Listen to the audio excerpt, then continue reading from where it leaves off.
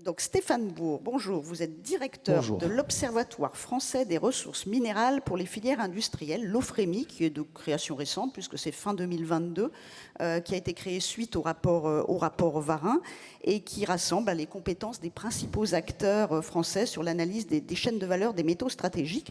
Depuis hier, j'ai cru entendre que vous alliez avoir une nouvelle mission puisque le président Macron a parlé de la nécessité d'établir un inventaire des ressources minières en France. Alors, avec vous, on remonte, donc on arrive au niveau des métaux. Si on veut construire une industrie de la transition énergétique en France, il va effectivement falloir se préoccuper des métaux. Ils ne sont pas forcément abondants, les filières industrielles se les disputent parfois. Aujourd'hui, première question, on en est où? Quel est un peu l'état des lieux sur les chaînes d'approvisionnement en ce qui concerne ces métaux stratégiques pour la transition énergétique? L'état des lieux, il est très dépendant des technologies et des matières. Je voulais quand même juste rajouter un petit mot sur l'Observatoire.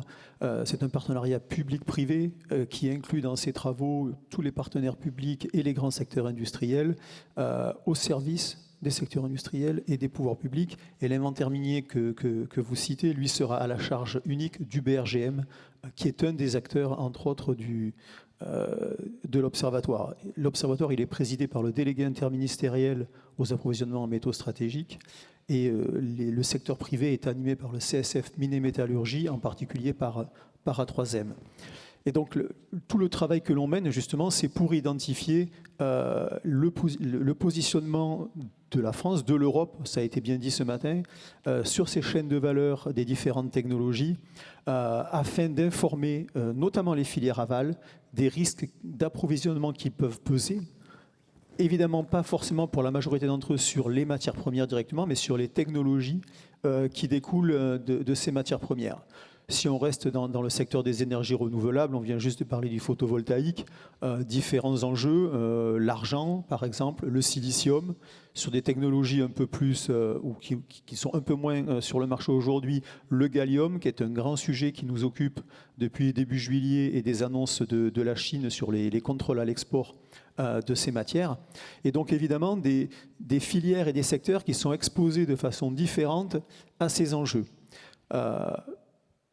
Si vous êtes un fabricant d'alliage, vous aurez besoin de ces métaux. Si vous êtes un fabricant de dépôts chimiques, vous aurez besoin de ces formes. Maintenant, si vous allez assembler, intégrer, si vous êtes vraiment à l'aval, ça peut être différent. Et aujourd'hui, en France, en Europe, on voit un positionnement vraiment très différent des secteurs industriels par rapport à ces problématiques de l'identification et du positionnement ou de la compréhension des chaînes de valeur. Je ne vais pas citer ces secteurs, mais voilà, certains aujourd'hui sont prêts à aller sur la sécurisation des approvisionnements en matières premières pour leurs fournisseurs, en prenant eux-mêmes des off-take, des contrats à long terme sur les mines, même s'ils sont en aval. Et d'autres secteurs, eux, l'aval laisse complètement leurs fournisseurs responsables de ces approvisionnements. Et donc, nous, on est là pour informer un peu l'ensemble de ces partenaires sur les différents enjeux. Et donc, pour ce qui est de se repositionner en Europe, on l'a bien entendu ce matin, une volonté de repositionner des chaînes de valeur chez nous, de renforcer la souveraineté. Et ça, évidemment, ça demande une très bonne compréhension de ces chaînes de valeur parce qu'il y a toujours un niveau, un moment où dans cette chaîne de la valeur, la souveraineté, on ne pourra pas l'avoir.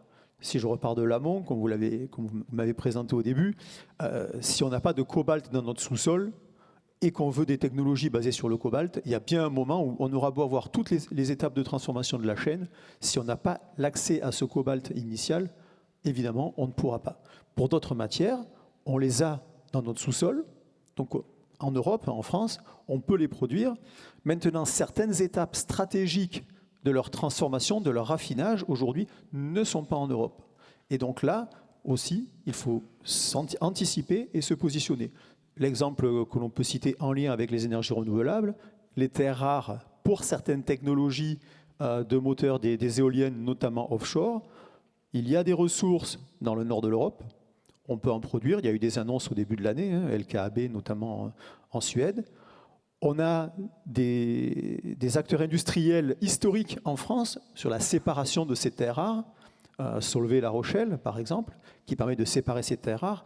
Mais aujourd'hui, on arrive à l'oxyde. Et pour faire des moteurs d'éoliennes avec des aimants permanents, il faut passer au métal. L'Europe des 27 n'a aucune industrie capable de transformer l'oxyde de néodyme en métal néodyme. Et en Europe large, on a une toute petite usine au Royaume-Uni, Less Common Metals, qui est capable de faire ça. Donc, ce positionnement sur la chaîne de la valeur, il passe aussi par cette analyse, sa connaissance, sa compréhension, pour que l'État et les acteurs publics et les acteurs privés s'organisent pour qu'on ait bien tous les échelons qui soient nécessaires. Parce que ça serait un peu dommage de produire de l'oxyde de néodyme chez nous, très pur et compatible, et qu'on l'envoie en Asie pour en faire du métal et être pas forcément sûr de les récupérer après. Ça veut dire que ces chaînons manquants, il va falloir les constituer en Europe. Il faut les constituer en Europe si on veut avoir justement cette maîtrise de la chaîne de la valeur et une souveraineté cohérente. Parce que ça n'aurait pas trop de sens qu'on ait le début, qu'on ait une étape un peu intermédiaire, mais qui manque un maillon là, puis de nouveau un autre maillon, et puis qu'on ait la fin. Donc il faut vraiment arriver à s'organiser pour avoir ça. Aujourd'hui, l'exemple, alors c'est pas tout à fait dans l'énergie renouvelable, mais encore les batteries lithium-ion. Le lithium aujourd'hui qui arrive, une batterie qui arrive en Europe, son lithium a parcouru 50 000 km. Voilà.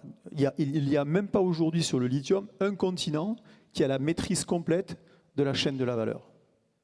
Pour des raisons de marché principalement. C'est dire l'ampleur du défi. Alors, on n'a pas forcément, mais alors vous disiez évidemment, ça dépend du sous-sol. Quand on a les ressources dans le sous-sol, ça veut dire qu'il va falloir rouvrir des mines, et on en parle depuis plusieurs années. On parle aussi d'économie circulaire, ce que vous appelez l'approvisionnement secondaire, c'est-à-dire réutiliser.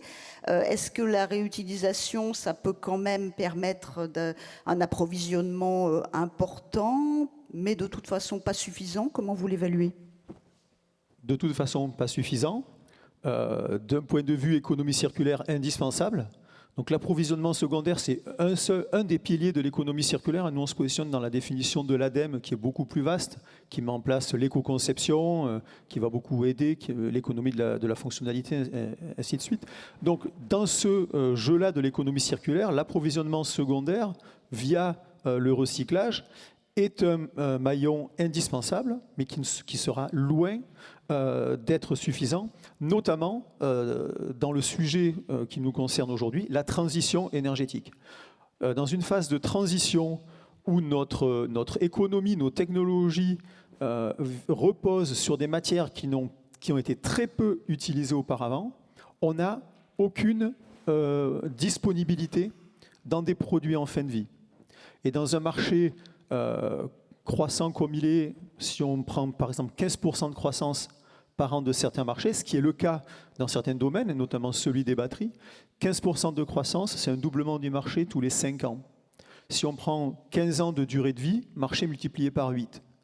Donc si la technologie n'a pas changé, et je reviendrai un tout petit peu là-dessus, au bout de 15 ans, si vous recyclez tout ce que vous avez mis en œuvre au début, vous avez uniquement au maximum théorique 12,5% de vos besoins qui sont satisfaits par le recyclage. Donc il faut recycler, mais il faut bien intégrer là-dedans que dans la phase de transition, qui va durer alors 15, 20, 25 ans, 30 ans, ça va dépendre à quelle vitesse on peut la mettre en œuvre, la majorité des matières premières pour réussir cette transition viendra de la mine. Oui, mais la mine, pour ouvrir une mine, ça ne s'ouvre pas du jour au lendemain. Il faut quoi, une quinzaine d'années en moyenne, donc on va arriver un peu tard. C'est ça. Donc aujourd'hui, les rapports de l'Agence internationale de l'énergie pointent 16 à 17 ans en moyenne pour ouvrir une mine. Alors on parle dans ces cas-là souvent des mines importantes de métaux de base, comme le cuivre. Sur certaines ressources, comme le lithium par exemple, ça peut aller plus vite, notamment le lithium géothermal, le lithium des salars. Évidemment, il y a toute la procédure environnementale, en anglais c'est permitting, mais attribution du permis, voilà, qui prend du temps, et toute la structure qui est mise en place en ce moment au niveau européen au travers du Critical Raw Materials Act vise à réduire ces temps de développement et d'ouverture des mines, mais ça va être un vrai sujet. On connaît aujourd'hui tous les projets miniers qui vont être actifs à l'horizon 2035-2038 sur le cuivre. Donc on sait exactement le plafond de la production de cuivre à ces horizons-là aujourd'hui. Peut-être juste une dernière question, parce que quand on s'est parlé, vous m'avez parlé de l'exemple des aimants permanents et de ce qui se passe en ce moment sur ce sujet-là, et où on voit que la compétition avec la Chine est vraiment féroce. Oui, ben, la compétition avec la Chine est vraiment féroce. Parce qu'ils ont dans leur sous-sol les ressources pour produire ces terres rares. Et puis dans un concept d'économie circulaire qui est l'économie de la fonctionnalité, on voit de plus en plus mettre à disposition le service plutôt que le produit. Et nos collègues chinois l'ont bien compris et tentent aujourd'hui d'avoir des contrats de mise à disposition d'éoliennes offshore sur lesquels les moteurs qui contiennent les aimants permanents ne seraient pas vendus. Donc l'Europe bataille férocement pour que ce soit bien vendu, et que ça nous permette ensuite, nous, d'alimenter un marché secondaire par rapport à ces matières, en espérant qu'à ce moment-là, les technologies n'auront pas changé ou qu'on aura toujours besoin de ces terres rares pour d'autres technologies. Parce que la substitution est aussi un paramètre technologique capital par rapport à ces enjeux de matières premières qui peuvent changer la donne du jour au lendemain. Et on a tendance à dire que le recyclage, c'est une mine urbaine, mais vraiment, le recyclage, c'est très, très différent de la mine. Dans une mine, quand on fait dans les 15 ans pour ouvrir une mine, on a la recherche d'un dépôt, sa caractérisation, ça devient un gisement, puis on a une ressource, et puis on a une réserve. Et une réserve, c'est une quantité de matière que l'on sait qu'on va être capable de produire avec tant de quantités par an à un coût connu. Le recyclage, on ne va pas travailler sur une réserve, on va travailler sur des flux annuels. On n'a pas de stock, on a des flux. Et ces flux, ils vont dépendre des quantités de matière qui ont été mises en jeu des années avant. Et si on a un changement de technologie, mais les flux vont disparaître. Et en parallèle, on peut avoir des flux, mais des technologies qui changent. Donc on aura des matières, mais on n'aura plus besoin pour les technologies qui seront à ce moment-là utilisées. Donc c'est un système très complexe et qu'on se doit de connaître pour faire potentiellement des bons choix d'innovation, des bons choix technologiques. Et évidemment, ça ne sera jamais 0 ou 100, mais avoir justement un panel de technologies qui vont répondre à nos besoins et qui vont minimiser les risques d'approvisionnement par cette diversification. Et qui permettront les choix stratégiques industriels. Merci beaucoup Stéphane Bourg, c'était court mais passionnant sur cette dimension des métaux.